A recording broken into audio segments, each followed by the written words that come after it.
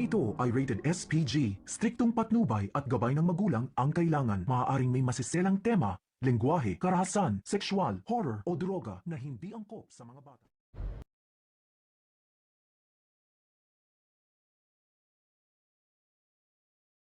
Nagulat nga ang mga tropa dito ni Gabo nang sabihin niya ang tungkol dito kay Sam na miyembro ng NCIA na ngayon ay nasa bahay nila.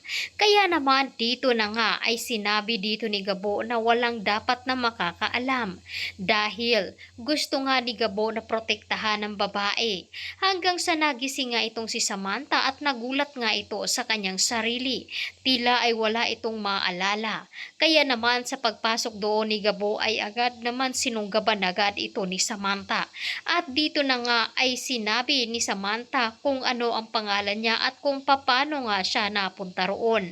Walang pagpipilian na nga itong si Gabo at sinabi niya na dati nga daw ang kasamahan itong si Samantha sa kulungan at kakalaya lamang.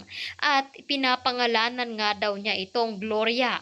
Maniniwala nga ba itong si Samantha? Samantalang, hindi naman kumbinsido itong si Pakito at Ibyang sa mga sinasabi dito. Dahil sinabi nga na magiging kakampi na nila itong si Betchay. At dahil dyan, ay kampante nga itong si Pakito na magsasalita itong si Betchay kung ano talaga ang trabaho dito ni Gabo.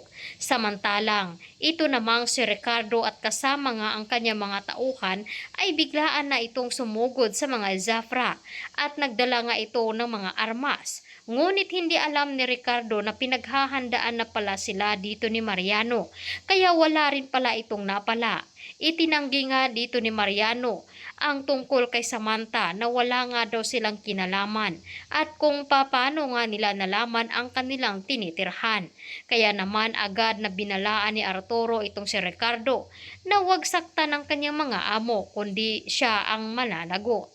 Samantalang lapis pa rin ang pag-aalala dito ni Isobel at ni Max dahil hindi pa rin natunto ng kanyang kapatid.